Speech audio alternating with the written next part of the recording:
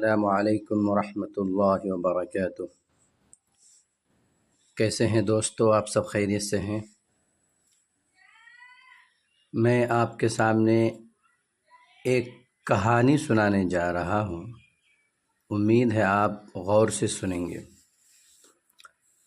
کہانی کا ٹائٹل ہے درخت کیوں رو پڑا۔ ایک دلگداز واقعہ۔ قدیم زمانے میں سیب کا ایک بڑا درخت تھا۔ اس درخت کے قریب ہی ایک چھوٹا لڑکا رہتا تھا۔ اس لڑکے کو روزانہ اس درخت کے پاس آنا اور کھیلنا اچھا لگتا تھا۔ وہ اس درخت کے اوپر چڑھ جاتا اور اس کے پھل توڑ توڑ کر کھاتا اور پھر اس کے سائے میں سو جاتا۔ وہ لڑکا اس درخت کو بہت چاہتا تھا اور اسی طرح اس درخت کو بھی اس لڑکے کے ساتھ کھیلنا اچھا لگتا تھا۔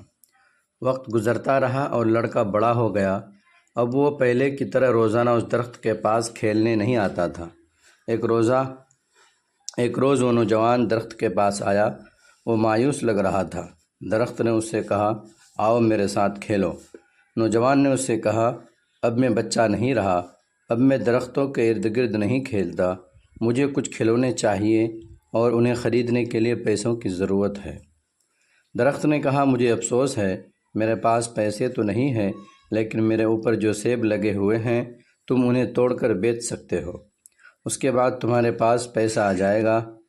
نوجوان بہت خوش ہوا اور اس نے درخت کے سبھی سیب توڑے اور خوشی خوشی چلا گیا۔ سیب توڑنے کے بعد نوجوان واپس نہیں آیا تو درخت کو مایوسی ہوئی۔ ایک دن وہ نوجوان آیا۔ اب وہ جوان ہو چکا تھا۔ درخت بہت خوش ہوا۔ اس نے جوان سے کہا، آؤ میرے ساتھ کھیلو۔ حسب توقع آدمی نے انکار کر دیا۔ میرے پاس کھیلنے کا وقت نہیں ہے، میرے لیے ضروری ہے کہ میں اپنے کنبے کے لیے کام کروں، ہمیں رہنے کے لیے ایک مکان کی ضرورت ہے، کیا آپ میری مدد کر سکتے ہیں؟ درخت نے اس سے کہا، افسوس ہے لیکن میرے پاس کوئی گھر نہیں ہے، پھر بھی اپنا گھر بنانے کے لیے تم میری ٹہنیاں کاٹ سکتے ہو۔ اس آدمی نے درخت کی ساری ٹہنیاں کاٹ لی اور خوشی خوشی چلا گیا۔ اسے خوش دیکھ کر درخت خوش تھا، لیکن اس وقت کے بعد آدمی اس کے پاس واپس نہیں لوٹا تو درخت کو پھر سے تنہائی اور مایوسی کا احساس ہونے لگا۔ ایک دن پھر جب دھوپ نکلی ہوئی تھی اور گرمی کافی زیادہ تھی، وہ شخص آیا۔ اسے دیکھ کر درخت خوش ہو گیا اور حسب عادت اس سے کہا کہ آؤ میرے ساتھ کھیلو۔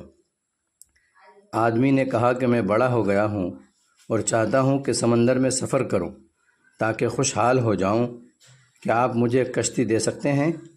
درخت نے کہا کہ میرے تنے سے اپنی کشتی بنا لو، اس سے تم دور تک سفر کر لو گے اور خوشحال ہو جاؤ گے۔ آدمی نے کشتی بنانے کے لیے درخت کا تنا کاٹا اور سمندری سفر کے لیے نکل پڑا اور کافی زمانے تک نہیں لوٹا۔ سالوں بعد وہ شخص پھر آیا۔ درخت نے اس سے کہا، اے میرے بیٹے، مجھے افسوس ہے لیکن میرے پاس اب کچھ بھی نہیں بچا ہے جو میں تمہیں دے سکوں، تمہارے لیے ایک سیب بھی نہیں بچا ہے۔ اس آدمی نے کہا، کوئی بات نہیں، میرے پاس اسے کھانے کے لیے اب دانت ہی نہیں ہے۔ درخت نے کہا، میرا تنا بھی نہیں بچا کہ تم اس پر چڑھ سکو۔ اس شخص نے کہا، اس پر چڑھنے کی اب میری عمر نہیں رہی۔ درخت نے روتے ہوئے کہا، حقیقت میں اب میں تمہیں کچھ نہیں دے سکتا، آخری چیز جو میرے پاس ہے وہ میری جڑیں ہیں۔ اس وقت اس آدمی نے کہا، اب مجھے زیادہ چیزوں کی ضرورت نہیں ہے، اب مجھے ایک ایسی جگہ چاہیے جہاں میں آرام کر سکوں، زندگی بھر کام کر کر کے تھک چکا ہوں، پرانے درخت کی جڑ ٹیک لگانے اور آرام کرنے کے لیے سب سے بہتر جگہ ہے۔ تب درخت نے اس سے کہا، آؤ میرے پاس بیٹھو اور آرام کرو۔ آدمی بیٹھ گیا۔ درخت خوش تھا اور اس کی آنکھوں سے آنسو جاری تھے۔ قارئین اکرام، سامعین اکرام، کیا آپ جانتے ہیں کہ یہ بچہ اور درخت کون تھے؟ وہ بچہ آپ خود ہیں اور سیب کا وہ درخت آپ کے والدین ہیں۔ درخت والدین کی طرح ہیں۔ جب ہم بچے ہوتے ہیں تو ہمیں ان کے ساتھ کھیلنا اچھا لگتا ہے، اور جب ہم بڑے ہو جاتے ہیں تو ہم انہیں چھوڑ کر چلے جاتے ہیں، اور اسی وقت واپس آتے ہیں جب ہمیں ان سے کوئی ضرورت ہوتی ہے۔ اور کچھ بھی ہو جائے، والدین کبھی بھی اپنی قیمتی سے قیمتی چیز اپنے بچوں کو دینے میں تردد نہیں کرتے، جو ان کی آنکھوں میں بچے ہی رہتے ہیں۔